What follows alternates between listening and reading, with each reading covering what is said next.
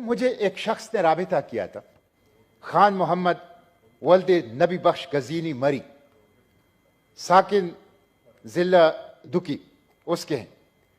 یہ ایک غریب محنت کش ہیں جس کے 8 بچے نجی جیل کے اندر ہیں، اور یہ مسٹر چیئرمین ان کے بچوں کی تصویر ہے، اور ان 8 بچوں میں ان کی بیوی، بیٹی اور 6 بیٹے، یہ ایک سردار کے نجی جیل کے اندر ہے۔ اور گزشتہ 3-4 سالوں کے ساتھ یہ خان محمد مری، اس کے یہ بچے وہ نجی جیل میں ہیں جس کی فزیکل اور سیکشول ایبیوز بقول ان کے ہو رہا ہے۔ یہ بہت افسوسناک صورتحال ہے مسٹر چیئرمین۔ یہ ہمارا ملک، یہاں تو فنڈامنٹل رائٹس کی، یہاں تو اسلام کی تعلیمات کی اخوت اور مساوات کی، یہاں تو رول آف لا کی بات ہونی چاہیے۔ اور جس شخص کے اوپر الزام ہے کہ ان کے نجی جیل میں ہیں، وہ صوبائی کابینہ کا ممبر ہے، وہ صوبائی کابینہ میں شامل ہیں۔ مسٹر چیئرمین، بلوچستان کے ساتھ ایک ظلم تو وسائل کے حوالے سے ہو رہا ہے، اور دوسرا ظلم وہاں کے سردار کر رہے ہیں جو اپنے عوام کو انسانوں کا درجہ نہیں دیتے، غلاموں کے طور پر رکھتے ہیں۔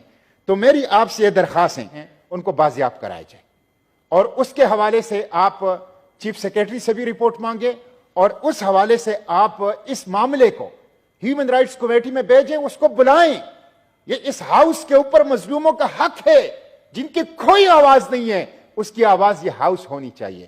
اللہ ہمیں معاف نہیں کرے گا۔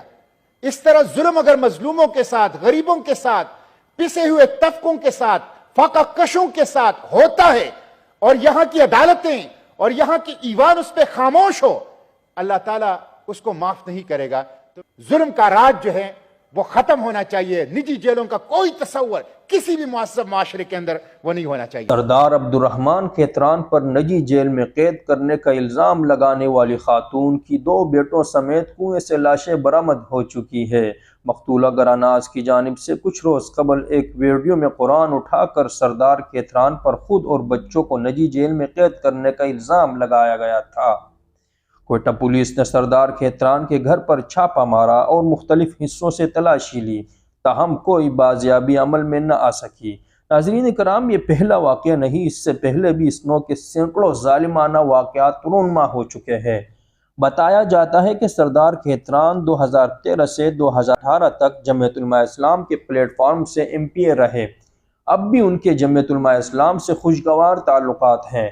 اگر حقیقت حال یہی ہے تو مولانا فضل الرحمان اور ان کی جماعت مظلوموں کا ساتھ دیتے ہوئے ان تعلقات کو ظالم کے خلاف استعمال کر کے مثال قائم کر دے کہ مجرم مجرم ہوتا ہے، خواہ وہ اپنا ہو یا پرایا، اپنا باپ ہو یا بیٹا۔